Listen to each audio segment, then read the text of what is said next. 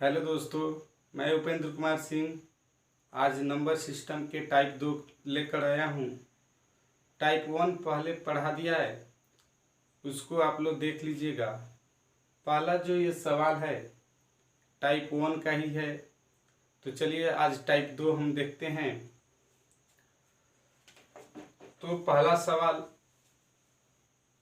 1 से लेकर 10 तक के सभी प्रकृत संख्याओं का योग निकालना है। तो हम सब जानते हैं कि प्रकृत संख्या का योग का फॉर्मूला होता है प्रथम n प्रकृत संख्या का योग बराबर होता है n इंटू n प्लस 1/2। या पहले हमने बताया है कि किसी भी संख्या का योग निकालना हो और वो संख्या सीरीज में हो तो उसके लिए क्या करेंगे कि प्रथम संख्या प्लस अंतिम संख्या गुना n/2 यानी n कुल पदों की संख्या होगी। जहाँ n कुल पदों की संख्या होगी उस पर भी बना सकते हैं।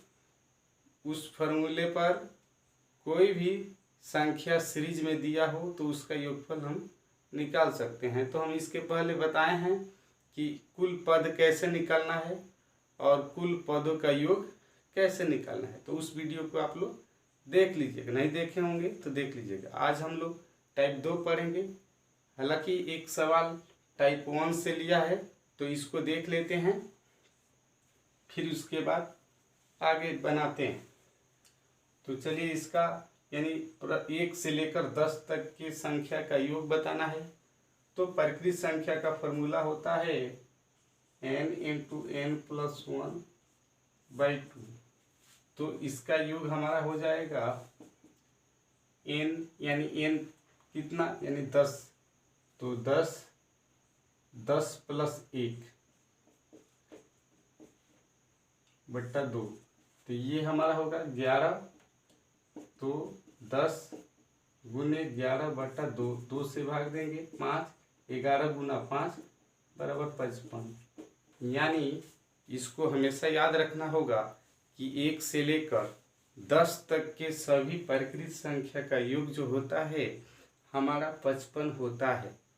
ये बहुत से प्रश्नों में मदद करता है, इसलिए हम इसको बता दिए हैं कि 1 से लेकर 10 तक के प्रकृत संख्या का योग जो होगा हमारा 10 होगा।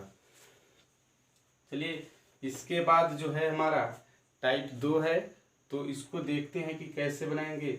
दूसरा सवाल हमारा है कि 1 से लेकर 10 तक के सभी प्रकृत संख्याओं का वर्गों का योग क्या होगा। 1 से लेकर 10 तक के सभी प्रकृत संख्याओं के वर्गों का योग क्या होगा। तो प्रकृत संख्या के वर्गों का योग का फॉर्मूला होता है n into n plus 1 into 2n plus 1/6। तो इसको याद रखना होगा। प्रकृत संख्या की योग का formula n into n plus 1/2 होता है। और प्रथम अगर कहे प्रथम n प्रकृत संख्या के वर्गों का योग बराबर, तो उसका फॉर्मूला होता है, नोट कर लीजिए, n into n plus 1 into 2n plus 1/6 यानी बटा 6 लिख देते हैं हम।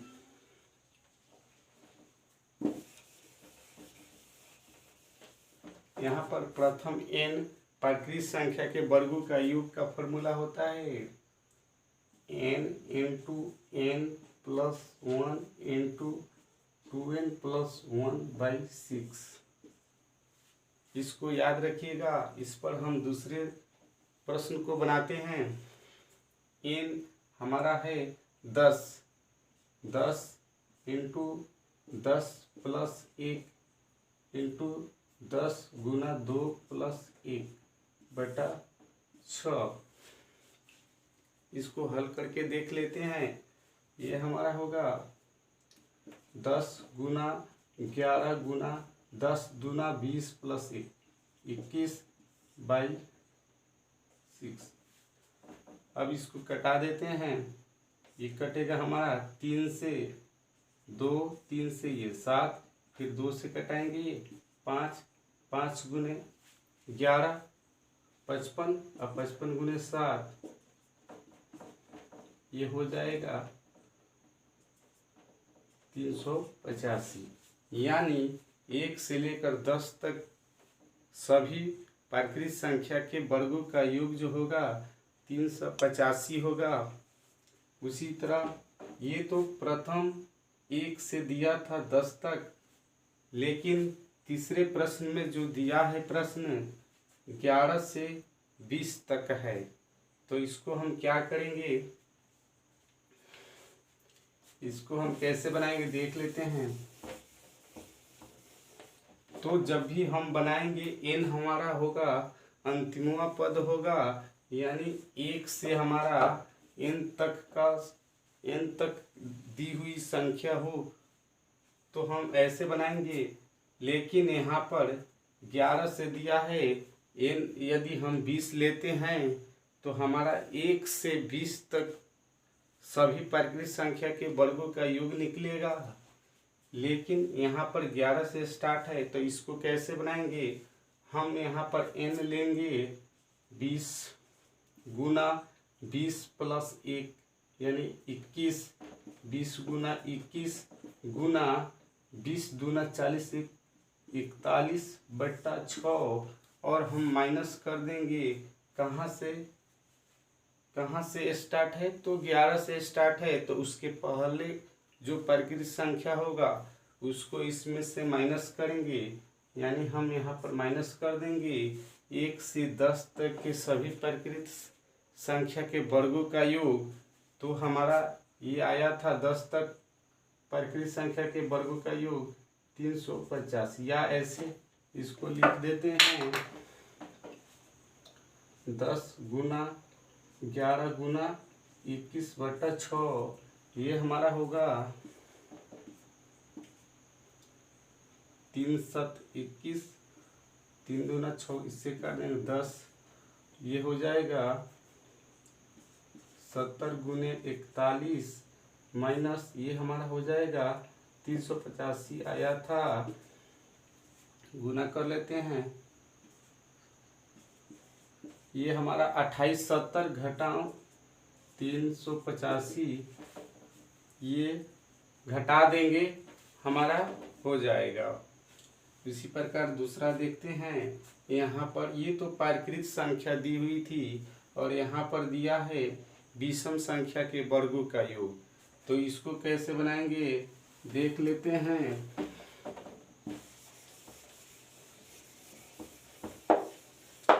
प्राकृत संख्या अगर दिया हो और उसके वर्ग निकालना हो तो इस फॉर्मूले पर बनाएंगे।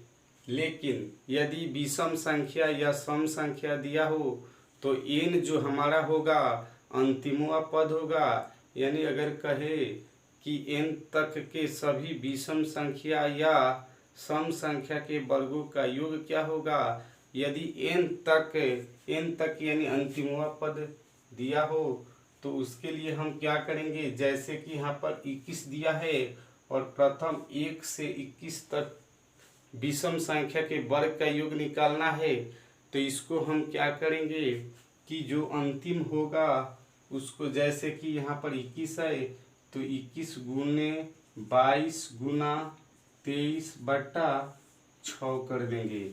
तो हमारा इस तरह जो वर्ग का योग आएगा तो 1 से 21 तक के सभी विषम संख्या के वर्गों का योग आएगा। देख लेते हैं। तो 3 से काट दिए 7, 3 दूना 6, ये होगा 11, गुना कराएंगे 77 गुना 23 हो जाएगा। तो ये गुना करा देंगे, हमारा आंसर आ जाएगा। इसको प्रूफ करने के लिए छोटे से प्रश्नों पर हम देख लेते हैं। जैसे कि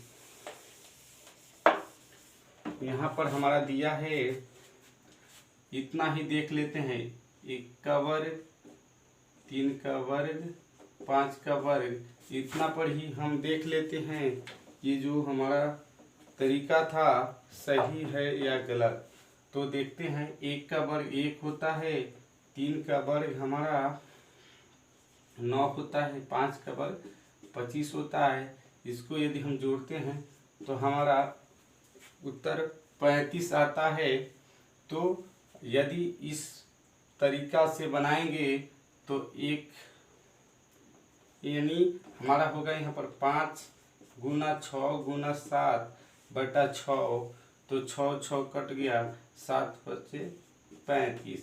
यानी जब भी विषम संख्या या सम संख्या का सीरीज दिया हो और प्रथम से हो या बीच से भी हो, तो हमारा जब भी योग आएगा इस तरह प्रथम से ही आएगा। इसके बाद प्रश्न जो दिया है पांचवा, इसका अगर हम योग निकालते हैं तो हमारा होगा 21 गुने 22, 22 गुना 23 बटा 6, घटाओ यहाँ पर हम कर देंगे।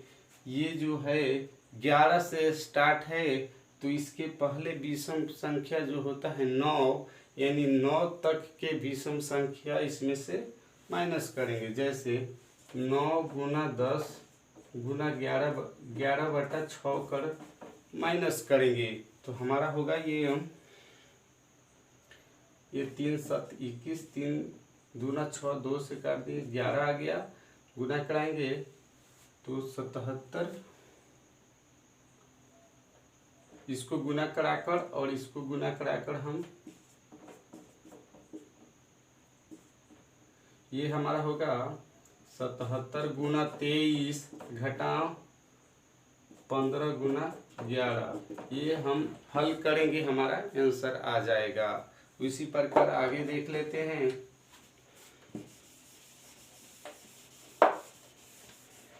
छठा सवाल जो दिया है, ये हमारा सम संख्या के वर्गों का योग निकालना है और 2 से 20 तक सभी सम संख्या के वर्गों का योग निकालना है। तो इसको भी उसी तरह बनाएंगे जैसा कि यहाँ पर 20 तक के सम संख्या के वर्ग का योग निकालना है। तो हम क्या करेंगे, 20 गुने 21 गुना 22 बटा 6 करेंगे, 3 7 21, 3 दूना 6, 2 से इसमें काट दिए 11, ये हमारा हो जाएगा 11 सत्ते 11, या हाँ ठीक 11 सत्ते 77 गुना 20, ये हमारा आंसर हो जाएगा 1540। ये हमारा हो जाएगा 1540। इसी तरह ये दिया है, ये भी सम संख्या के वर्गों का योग निकालना है और ये क्या है, तो ये 2 से 20 तक था और ये 10 से 20 तक है। तो इसमें हम क्या करेंगे, जो हमारा 2 से 20 तक के सभी संख्या के वर्गों का जो योग आया है उसमें से हम यहाँ पर 10 के बाद 20 तक का योग बताना है। तो 10 के पहले जो सम होता है 8 होता है, तो इसमें से हम 8 तक के सभी सम संख्या के वर्ग घटा देंगे, वर्ग का योग घटा देंगे। जैसे कि देख लेते हैं, हमारा 2 से 20 तक के सभी सम संख्या के वर्गों का योग 1540 आया है। तो इसका जो हमारा होगा, ये हमारा जो इस तरह देखिए, इस तरह अगर हम बनाते हैं तो पहले क्या करेंगे, 20 गुना 21 गुना 22 बटा 6 का घटाओ 10 से पहले जो सम आता है 8 आता है। तो इसमें हम क्या कर देंगे कि 8 गुना 9 गुना 10 10 बटा 6 करके हम घटा देंगे। तो इसका जो हमारा आंसर आया था 1540 आया था। इसमें से हम घटाएंगे, इसको काट देते हैं, 3 2 ये 4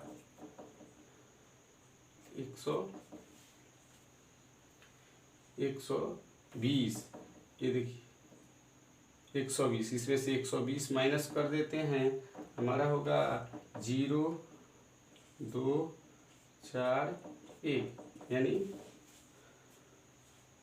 1420 हो जाएगा। यानी 10 से 20 तक के सभी संख्या के वर्ग का योग जो होगा, सम संख्या के वर्ग का योग जो होगा 1420 हो जाएगा। उसी तरह क्यूब का देख लेते हैं।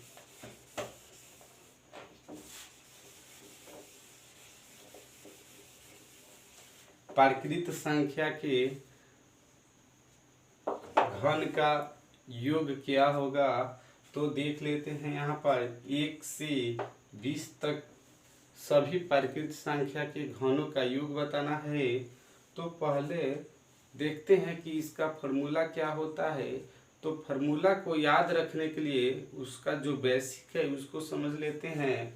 जैसे कि छोटा पर हम देखते हैं कि कैसे योग निकालेंगे इसका, कि याद रहे। जैसे कि 1 का क्यू, 2 का क्यू, 3 का क्यू, यदि इस तरह है तो हम देख लेते हैं। 1 का क्यू 1 होता है, 2 का क्यू 8 होता है, 3 का क्यू जो होता है 27 होता है, 8 1 9 27 जोड़ेंगे तो 36 होता है।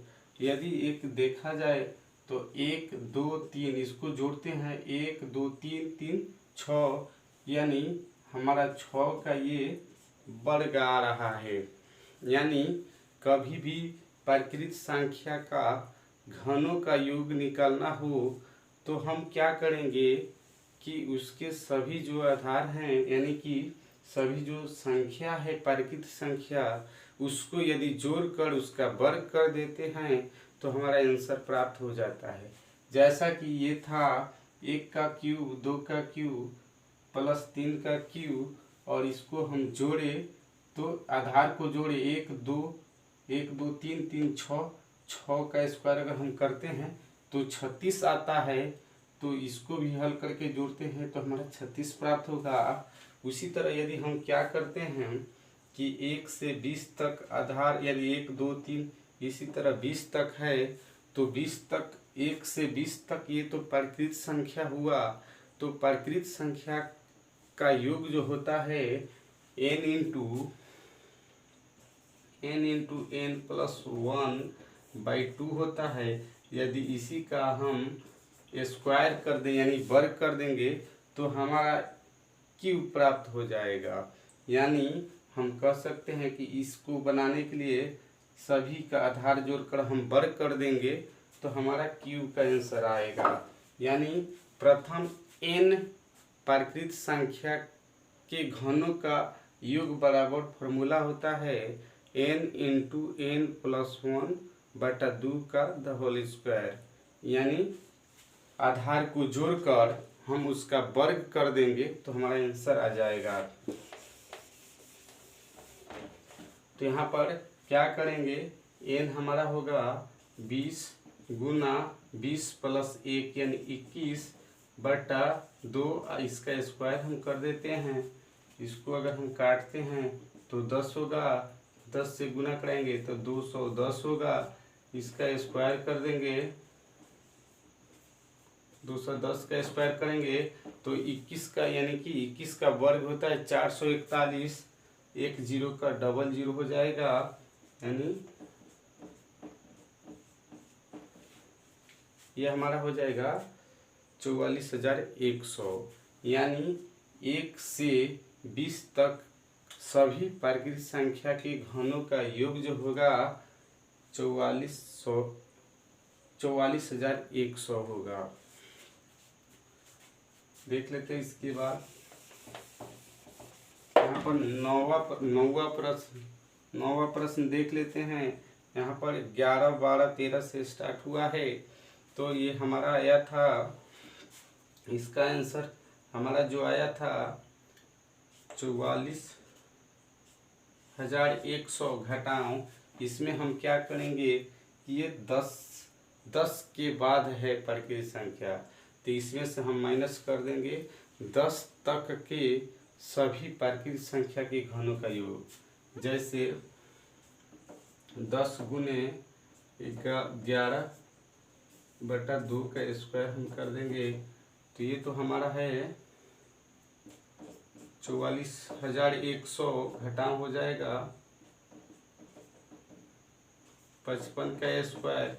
55 का स्क्वायर होता है 30-25, यानी 44,100 घटाओ 30-25 हम घटा लेंगे, हमारा आंसर प्राप्त हो जाएगा। इसी प्रकार एक लास्ट प्रश्न है, देख लेते हैं। इसमें सम संख्या की घनों का योग दिया है और बताना है, तो सम संख्या या विषम संख्या के घनों का योग निकालना हो तो इसको हम आसानी से बना सकते हैं। थोड़ा सा बात पर ध्यान देना है कि किस तरह बैठाएं इसको कि हमारा आंसर प्राप्त हो जल्दी।